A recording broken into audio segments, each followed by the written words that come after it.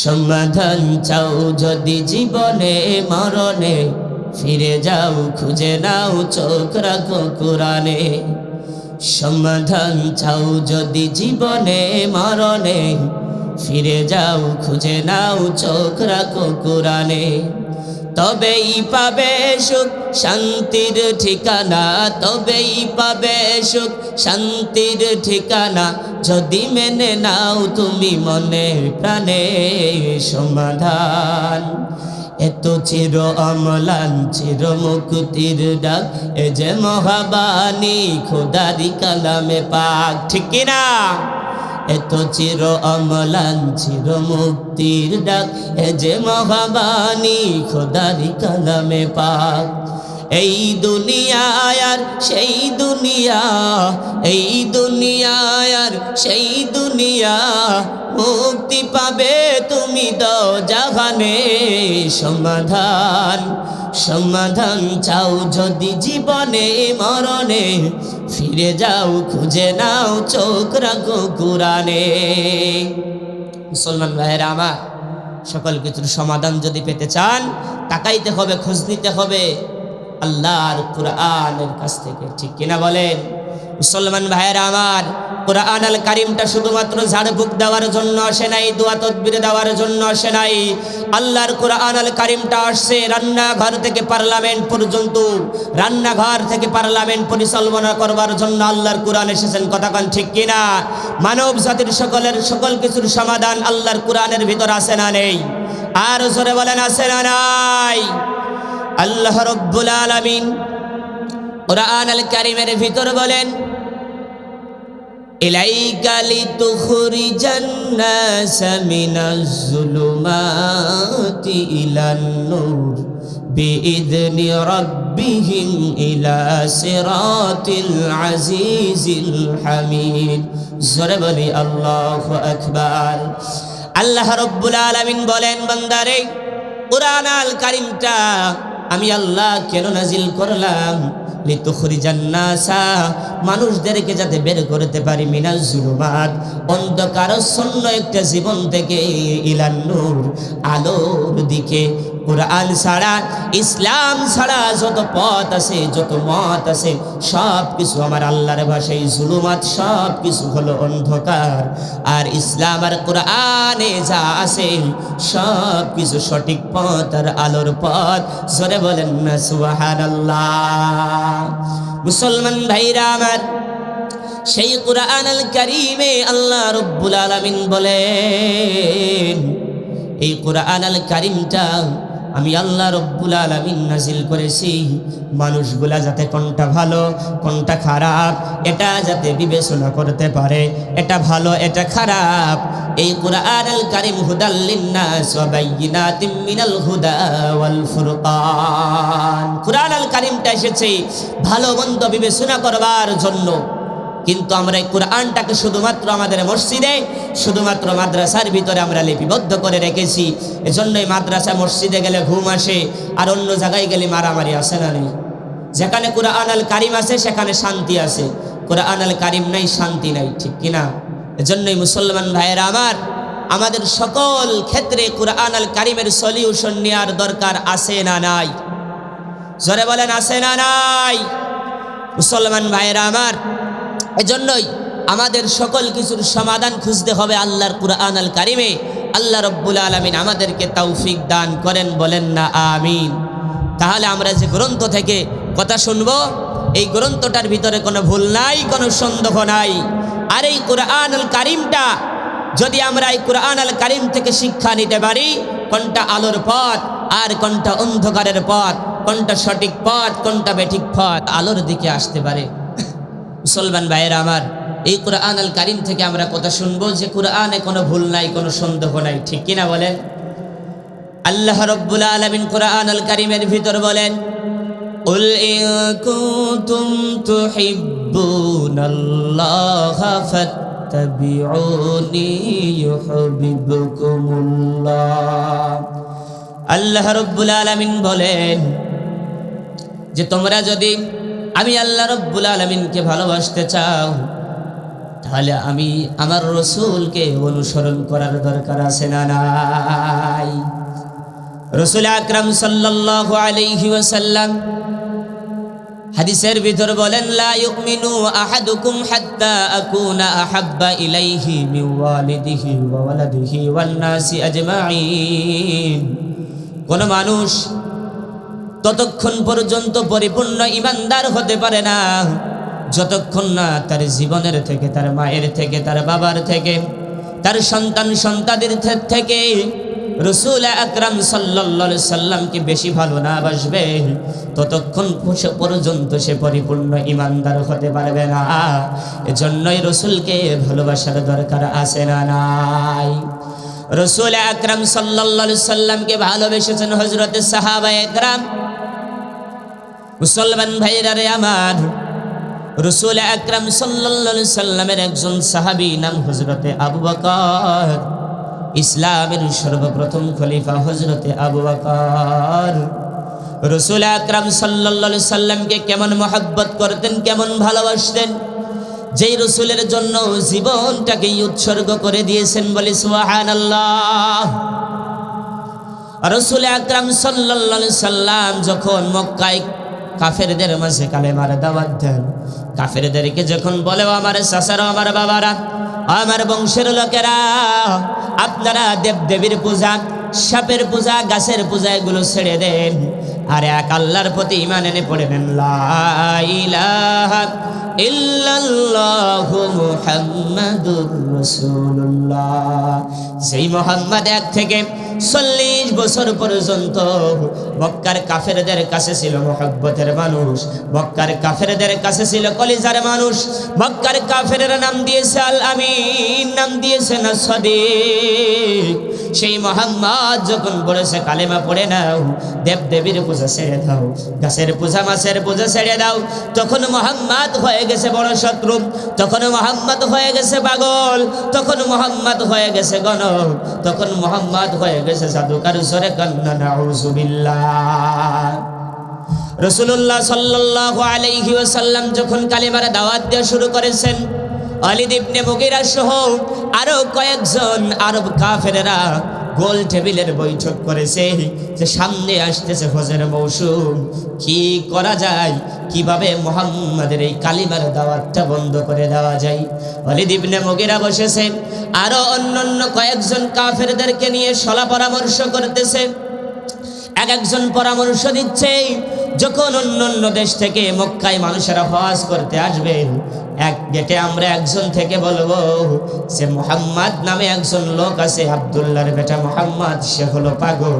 আর একজন উঠে বলে পাগল বলা যাবে না, আমি বলবো সে হলো জাদুকর। আর একজন বলে আরেকটা গেটে থেকে, আমি বলবো সে হলো গণক। আর একজন ডাক দে বলে, আমি বলবো কবি। এভাবে যখন পরামর্শ হয়ে গেল, হজের মৌসুম যখন চলে আসলো, অন্য দেশ থেকে যখন মানুষেরা হজ করতে এসেছে, আর ওই 4 গেটে থাকা 4 কাফের মানুষদেরকে ডাক দিয়ে বলতেছে, হজ করতে এসেছেন ভালো, কিন্তু মক্কায় একজন পাগল আছে, আব্দুল্লাহর বেটা মুহাম্মদ, খবরদার খবরদার, তোমরা তার কাছে যাবা না, সে কিন্তু পাগল। আর একজন ডাক দিয়ে বলে, খবরদার, তার কাছে যাবা না, সে কিন্তু জাদুকর। আর একজন ডাক দিয়ে বলে, খবরদার, তার কাছে যাবা না, সে কিন্তু কবি। আর একজন ডাক দিয়ে বলে, খবরদার, আব্দুল্লাহর বেটা মুহাম্মাদের কাছে যাবা না, সে কিন্তু একজন গণক, খবরদার তোমরা যাবা না। ওই হাজী সাহেব গুলা চিন্তা করে যে আহারে, আগে আমরা হজ করতে এসেছি, জীবনে মুহাম্মাদের নাম শুনি নাই, হজ করি আর না করি, ওই পাগল না দেখি আমরা যাব না। জোরে বলেন না সুবহানাল্লাহ। যখন তারা দেখলো যে আহারে, যাকে কাফেররা পাগল বলেছে, এত পূর্ণিমা চাঁদের থেকে সুন্দর, আমার রসুলের নুরানি চেহারা মুবারকের দিকে তাকায়, আর রসুল কুরআনুল কারীম থেকে তেলাওয়াত করতেছেন। ওই মানুষগুলা ডাক দিয়ে বলে, মুহাম্মদ, এসেছিলাম পাগল দেখতে, তোমারে দেখার পর আমরা নিজেরাই পাগল হয়ে গেছি। জোরে বলেন না সুবহানাল্লাহ। রহমাতুল লিল আলামিন নবী, রহমাতুল লিল আলামিন নবী, কুরআনে প্রমাণ, আশিক বিনে কে বুঝিবে, উম্মত বিনে কে বুঝিবে আমার দয়াল নবীর শান। উম্মত বিনে কে বুঝিবে আমার দয়াল নবীর শান। কথা কোন ঠিক কিনা? ওই মানুষগুলা তখন বলতেছে, মুহাম্মদ আমরা আর বিধর্মী থেকে, আমরা আর কাফের থেকে বাড়িতে যেতে চাই না, আমাদেরকে তোমার হাতে হাত দিয়ে পড়ায় দাও লা ইলাহা ইল্লাল্লাহু মুহাম্মাদুর রাসূলুল্লাহ সাল্লাল্লাহু আলাইহি ওয়াসাল্লাম। যখন ওয়ালিদ ইবনে মুগিরা সহ কাফেরেরা এই পরামর্শ করে ডোজ দিয়ে দেখলো না মুহাম্মাদের কালেমার দাওয়াত তো বন্ধ করা যাচ্ছে না, সে তো আন্তর্জাতিক পরিমণ্ডলে কালেমার দাওয়াত ছড়িয়ে গেছে, কারণ যারা হজ করতে এসেছে তারা জীবনে কি মুহাম্মাদের নাম শুনেছে? কাফেররা চেয়েছিল অপপ্রচার, আমার আল্লাহ করে দিয়েছেন প্রচার। জোরে কান সুবহানাল্লাহ। বিভিন্নভাবে আমার রসুলকে কষ্ট দিয়েছেন, এমনকি মৃত্যু হত্যার ষড়যন্ত্র পর্যন্ত কাফেরেরা করেছে। ঠিক না বে ঠিক? মুসলমান ভাইয়েরা আমার, আল্লাহ রাব্বুল আলামিন যখন দেখলেন যে মুহাম্মদ সাল্লাল্লাহু আলাইহি সাল্লাম আমার রসুলকে এতটা নির্যাতন নিষ্পেষণ চালানো হচ্ছে, রসুল আকরাম সাল্লাল্লাহু আলাইহি সাল্লাম আল্লাহ তাআলার অর্ডারে মক্কা ছেড়ে মদিনায় হিজরত করতে বাধ্য হয়েছে। রসুল আকরাম সাল্লাল্লাহু আলাইহি ওয়াসাল্লামকে যখন আল্লাহ রাব্বুল আলামিন হিজরতের 6 মাস আগে জানালেন, মুহাম্মদ মক্কা ছেড়ে আপনাকে হিজরত করতে হতে পারে মদিনায়।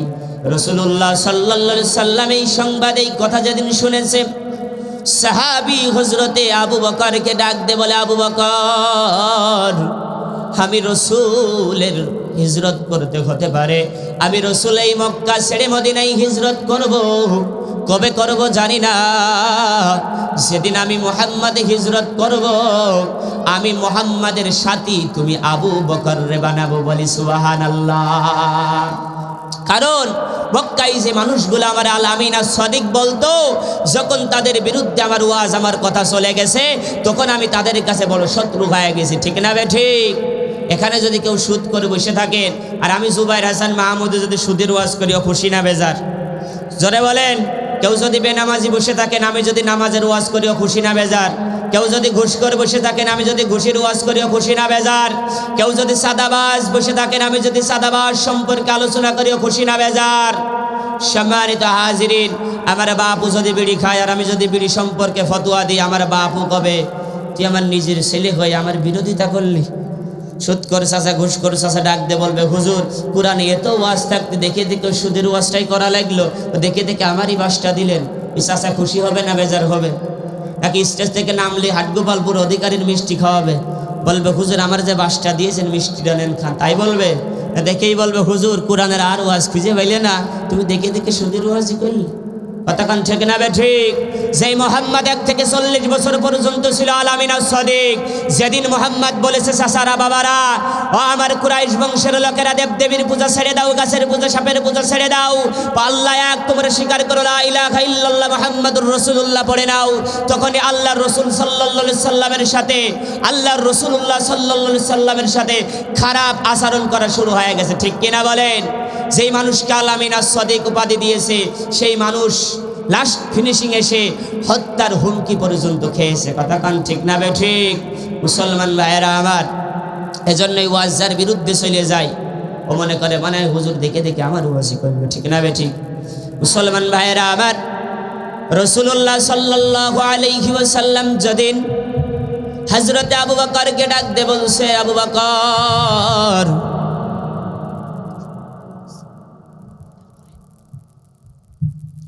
রাসূলুল্লাহ সাল্লাল্লাহু আলাইহি সাল্লাম যেদিন ডাক দে বলছে, আবু বকর আমি রাসূল মক্কা ছেড়ে আল্লাহর অর্ডারে হিজরত করব, আর আমি মুহাম্মদ যেদিন হিজরত করব, আমার সফর সঙ্গী তুমি আবু বকর রে বানায় নিব।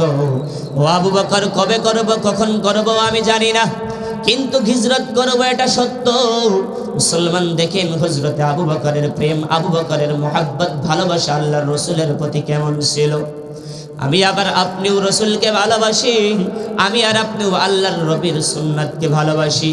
ওই সুন্নাতকে আমি আর আপনি আঁকড়ে ধরে মিষ্টি খাওয়া সুন্নাত মানি, কিন্তু মায়ের খাওয়া সুন্নাত এটা আমি আর আপনি মানতে চাই না। ঠিক কিনা বলেন? সুন্নাত নয় শুধু দাওয়াতের মেহমান, সুন্নাত নয় শুধু খাওয়া শেষে মধুপান, আরো কিছু সুন্নাত আছে তুমি জানো কি? জানলেও জীবনে কখনো তা মানো কি? ঠিক না বে ঠিক? মুসলমান ভাইরা রে আমার, রাসূলুল্লাহ সাল্লাল্লাহু আলাইহি সাল্লাম আবু বকরকে আগেই বলে দিয়েছে, আবু বকর, আমি রসুলকে হিজরত করতে হতে পারে, আর আমি রসুলের হিজরতের সঙ্গী তুমি আবু বকর। মুসলমান ভাইরা আমার, যদি 6 মাস অতিবাহিত হয়ে গেছে, আল্লাহ রাব্বুল আলামিন যখন অর্ডার করেছে, মুহাম্মদ আপনি এখন মক্কা ছেড়ে মদিনায় হিজরত করতে পারেন, রাসূলুল্লাহ সাল্লাল্লাহু আলাইহি ওয়াসাল্লামকে হযরত আলী রাদিয়াল্লাহু তাআলা আনহু খবর জানায়, ইয়া রাসূলুল্লাহ, ইয়া হাবিবাল্লাহ, আপনার বাড়ির চতুর্পাশ দিয়ে কাফেরেরা ঘেরাও করে রেখেছে। আল্লাহ রাব্বুল আলামিনের রাসূল বলেন, বের হব কিভাবে? জিবরাইল আমিনের সঙ্গে সঙ্গে হাজির হয়ে গেছেন, এসে বলে, ইয়া রাসূলুল্লাহ, ইয়া হাবিবাল্লাহ, কুরআনুল কারীম সূরাতুল ইয়াসিন থেকে কিছু আয়াতে কারিমা তেলাওয়াত করেন, এই কঙ্কর যুদ্ধ কিছু মাটি নেন, ফু দেন, এরকম কাফেরদের দিকে ফিকে মারেন, প্রত্যেকটা কাফেরের চোখের ভিতর পৌঁছে দেওয়ার দায়িত্ব আমার আল্লাহর। জোরে কান সুবহানাল্লাহ। যখন চোখের ভিতর চলে গেছে, কাফেররা চোখ মুসরামুসরি করে, আল্লাহর রসুলের চাদর মুবারক দিয়ে আলীকে শুইয়ে রেখে হযরতে রাসূল গভীর রজনীতে ইসলামের জন্য, কোরআনের জন্য, আল্লাহর ওয়ার্ডারে মক্কা ছেড়ে মদিনায় হিজরতের জন্য বাধ্য হয়েছে। কথা কান ঠিক কিনা? গভীর রজনীতে হযরত আবু বকরের দরজায় গিয়ে একবার মাত্র ডাক দিয়েছে মৃদু আওয়াজে, আবু বকর। রসুল আমার বলেন, আবু বকর বলতে দেরি হয়েছে। আবু বকর ঘরের ভিতরে থেকে লাব্বাইকা ইয়া রাসূলুল্লাহ বলতে দেরি হয় নাই। সরে কান আল্লাহু আকবার। রসুল আমার ডাকতে বলে, ও আবু বকর, তুমি কি ঘুমাও নাই? তুমি কি ঘুমাও নাই? কারণ এই গভীর রজনীতে আমি তোমাকে আগে কোনোভাবেই সংবাদ দেই নাই। আজ থেকে 6 মাস আগে আমি রসুল তোমাকে বলেছি, আবু বকর হিজরত করতে হতে পারে, এর মাঝে তোমারে আমি আর কোনোদিন সংবাদ দেই নাই। আবু বকর গভীর রজনীতে আস্তে আওয়াজ দিয়েছে, আবু বকর আমি রসুলের আওয়াজ দিতে দেরি হয়েছে, আবু বকর তোমার দরজা খুলে দিতে দেরি হয় নাই। আবু বকর ঘটনাটা কি? আবু বকর ডাক দিয়ে বলে, ইয়া রাসূলুল্লাহ, ইয়া হাবিবাল্লাহ, আমার পিতা মাতা আপনার জন্য কুরবান হোক, আমার জীবনটাও আপনার জন্য কুরবান হোক। আপনি যেদিন বলছেন, আবু বকর আমি রসুল হিজরত করব, আর আমি রসুলের হিজরতের সঙ্গী তুমি আবু বকর হবা, ইয়া রাসূলুল্লাহ, ইয়া হাবিবাল্লাহ, আমি আবু বকর সেদিন থেকে বিছানায় আর পিঠ লাগাই না, দিনের বেলা ঘুমাই, কিন্তু রাত্রে আমি আবু বকর ঘুমাই না। যে আপনি এসে ডাক দিবেন আবু বকর, আর আমার দরজা খুলতে দেরি হবে, সরকারে দু আলম দোজাহানের বাদশা নবী কষ্ট পাবে, এটা আমি আবু বকর সহ্য করতে পারি না, বরদাস্ত করতে পারি না।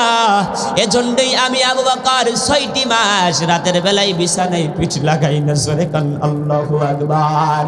সিদ্দিকে আকবর পহলা नंबर, ओ हर दिल के अंधार, उम्मत का सरदार, उम्मत का सरदार, सिद्दीक़े अकबर, सिद्दीक़े अकबर पहला, ओ हर नंबर दिल के अंधार, उम्मत का सरदार, उम्मत का सरदार, सिद्दीक़े अकबर। ज़रकन सुबहानल्लाह। मुसलमान भाईरा আমার, গভীর রজনীতে হযরতে আবু বকরকে উঠায় নিয়ে রাসূলুল্লাহ সাল্লাল্লাহু আলাইহি সাল্লাম মদিনার পথের দিকে পাড়ি জমিয়েছেন। রাসূলুল্লাহ সাল্লাল্লাহু আলাইহি ওয়াসাল্লাম হাঁটতেছেন, আবু বকর রাসূলের একবার সামনে যায়, আবু বকর একবার রাসূলের পিছনে যায়, একবার আবু বকর ডাইনে যায়, আর একবার আবু বকর বামে যায়। এভাবে করতেছে আর পথ চলতেছে। দয়ার নবী মায়ার নবী ডাক দিয়ে বলে, আবু বকর তুমি কি পাগল হয়ে গেছো? একবার সামনে যাও, একবার পিছনে যাও, একবার ডাইনে যাও আর একবার বামে যাও। ঘটনাটা কি আবু বকর?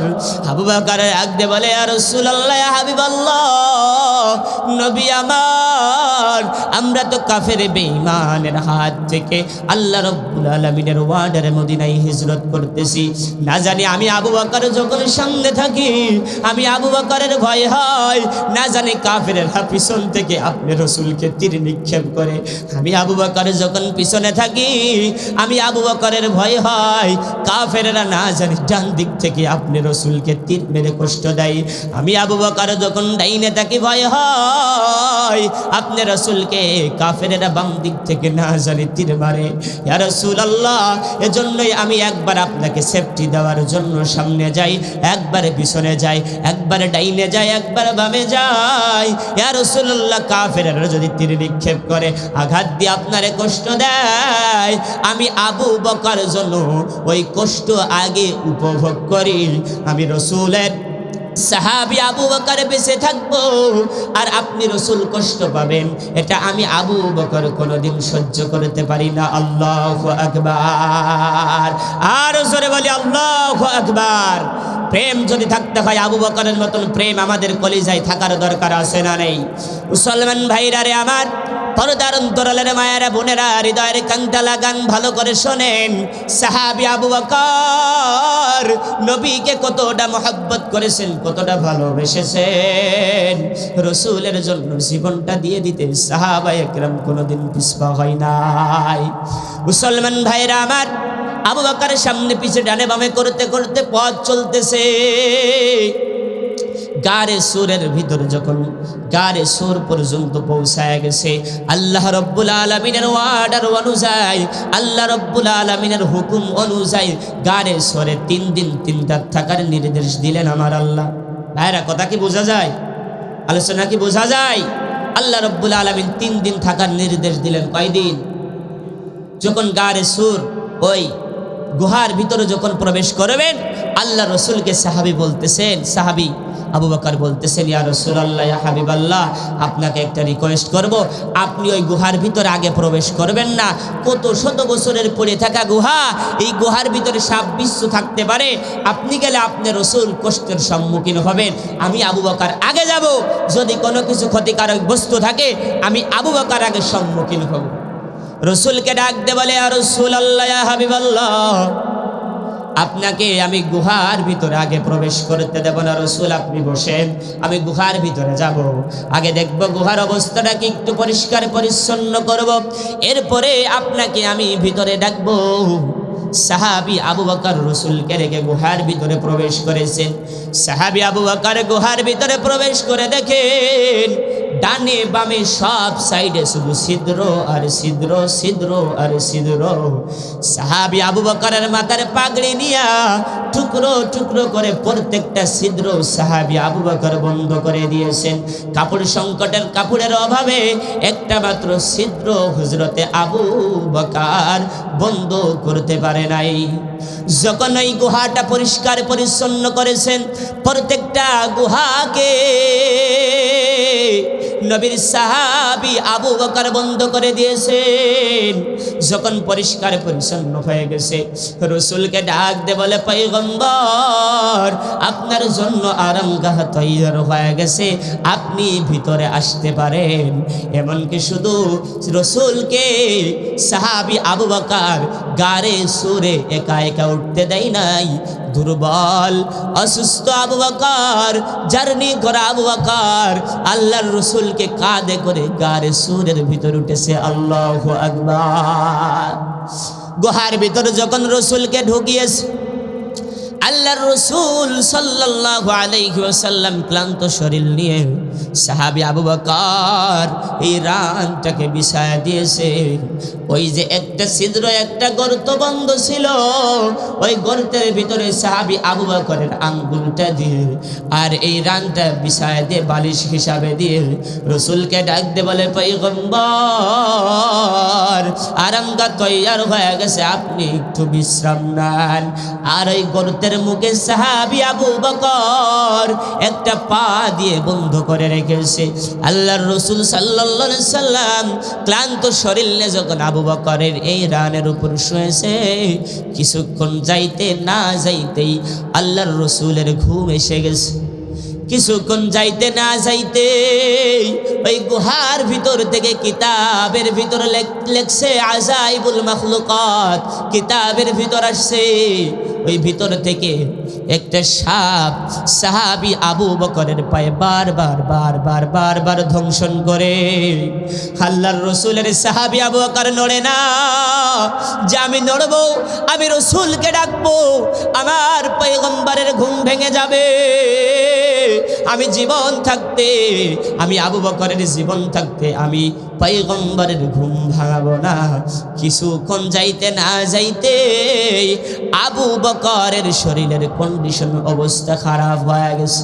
কিছুক্ষণ না যাইতে যাইতে সাপের কামড়ের বিষাক্ত ব্যথায় সাহাবী আবু বকরের চোখ থেকে নিয়ে কয়েক ফোঁটা পানি সরকারে দু আলম দো জাহানের বাদশাহ রাসূলুল্লাহ সাল্লাল্লাহু আলাইহি সাল্লামের নুরানি চেহারা মুবারকের উপরে পড়ে গেছে। আল্লাহর রাসূলরা, নবীরা, পয়গম্বরেরা হয়তো চক্ষুটাকে বন্ধ করে ঘুমায়, কিন্তু অন্তর চক্ষুটা সব সময় খোলা থাকে। বলি সুবহানাল্লাহ। আলোচনা কি বুঝতেছেন? সত্যি বুঝতেছেন? একটা তাকবীর দেন তো। নারায়ে তাকবীর, লিল্লাহি তাকবীর, নারায়ে তাকবীর। আজকের মাহফিল মুসলমান ভাইয়েরা আমার, যখন এক ফোঁটা পানি যখন সাহাবী আবু বকরের চোখ থেকে যখন পড়ে গেছে সরকারে দো আলম দো জাহানের বাদশাহ রাসূলের চেহারা মুবারকের উপরে, রাসূলুল্লাহ সাল্লাল্লাহু আলাইহি সাল্লাম সঙ্গে সঙ্গে উঠেছে, ডাক দিয়ে বলে, আবু বকর তুমি কেন কান্না করো? ও আবু বকর, কেন তুমি কান্না করো? তুমি কি মা বাবা সন্তানাদি ছেড়ে এসেছো, মক্কা নগরী ছেড়ে এসেছো, এজন্যই কি আবু বকর তুমি কান্না করো? আবু বকর ডাক দিয়ে বলে, পয়গম্বর আপনার সাথে আমি আবু বকর আসতে পেরেছি, এটা আমার পরম সৌভাগ্যের ব্যাপার। আমি পিতামাতার জন্য, সন্তান সন্তানের জন্য, আমার বাড়ির জন্য, বিবি বাচ্চার জন্য কেন কান্না করব? আপনি রাসূলের সফর সঙ্গী হতে পেরেছি, এটা আমার জীবনের সব থেকে বড় পাওয়া। ও পয়গম্বর কেন আমি কান্না করব? আল্লাহর রাসূল ডাক দিয়ে বলে, ও আবু বকর কিসের জন্য তোমার চোখ থেকে পানি ঝরেছে? আবু বকর আমি জানতে চাই। আবু বকর পাটা টান দিয়েছে, রাসূলকে ডাক দিয়ে বলে, পয়গম্বর এর ভিতরে অনেকগুলো গর্ত ছিল, অনেকগুলো ছিদ্র ছিল। আমি পাগড়ি দিয়ে আমার কাছে যতটুকু অবশিষ্ট কাপড় ছিল প্রত্যেকটা গর্ত আমি বুঝিয়ে দিয়েছি, প্রত্যেকটা ছিদ্র আমি বন্ধ করে দিয়েছি। কাপড়ের অভাবে সংকটে একটা গর্ত আমি আবু বকর বন্ধ করতে পারি নাই। আমি আবু বকরের পা দিয়ে গর্তটা বন্ধ করে রেখেছিলাম, আর ওই ভিতরে থেকে কিসে জানি বারবার আমারে ধ্বংসন করতেছে। আল্লাহর রাসূল ডাকতে বলে, ও আবু বকর যখন তোমাকে ধ্বংসন করতেছে আমি রাসূলকে কেন তুমি ডাক দিলা না? ও মুসলমান ভালো করে শোনেন, সাহাবী আবু বকর তখন কি জবাব দিয়েছিল? আবু বকর ডাক দিয়ে বলে, পয়গম্বর কিয়ামতের ময়দানে আল্লাহ যদি ডাক দে বলে, আবু বকর তোমার জীবনের দাম বেশি নাকি আমার পয়গম্বরের ঘুমের দাম বেশি? ইয়া রাসূলুল্লাহ, ইয়া হাবিবাল্লাহ, আমি ডাকি নাই এই ভয়ে আপনি রাসূলকে যদি ঘুম থেকে উঠাই আর আল্লাহ যদি কিয়ামতের ময়দানে জিজ্ঞাসা করে, আবু বকর তোমার জীবনের দাম বেশি নাকি আমার রাসূলের ঘুমের দাম বেশি? ইয়া রাসূলুল্লাহ, সেদিন আমি আবু বকর কি জবাব দিব? এজন্যই আমার জীবন চলে যাক, আপনি রাসূলকে আমি আবু বকর ডাক দেই নাই। মুসলমান ভাইরা রে আমার গভীর মনোযোগ, সাহাবী আবু বকরের কথা শুনে রাসূলুল্লাহ সাল্লাল্লাহু আলাইহি ওয়াসাল্লাম ওনার জুবান মুবারক থেকে লালা নিয়ে ওই সাপে দংশন করা স্থানে লাগাইতে দেরি হয়েছে, সঙ্গে সঙ্গে সাপের বিষ পানি হইতে দেরি হয় নাই। গলা ফাটিয়ে বলেন না সুবহানাল্লাহ। এত নরমাল সুবহানাল্লাহ বললে হবে না, জোরে বলেন না সুবহানাল্লাহ। মুসলমান ভাইরা রে আমার, যখন ওই দিকে তাকিয়ে দেখে আজাইবুল মাখলুকাত কিতাবের ভিতরে দেখে সাপ, আল্লাহ রাসূলুল্লাহ সাল্লাল্লাহু আলাইহি সাল্লাম সাপকে বলতেছে, সাপ তুমি আমার সাহাবী আবু বকরকে কেন কষ্ট দিলা? কারণ আল্লাহ রাব্বুল আলামিন প্রত্যেকটা রাসূল নবীকে 18,000 মাখলুকাত প্রত্যেকটা প্রাণীর ভাষা বোঝার মতন ক্ষমতা দিয়েছিলেন কে? আমার রাসূল সাপের ভাষা বোঝে না, বোঝে না।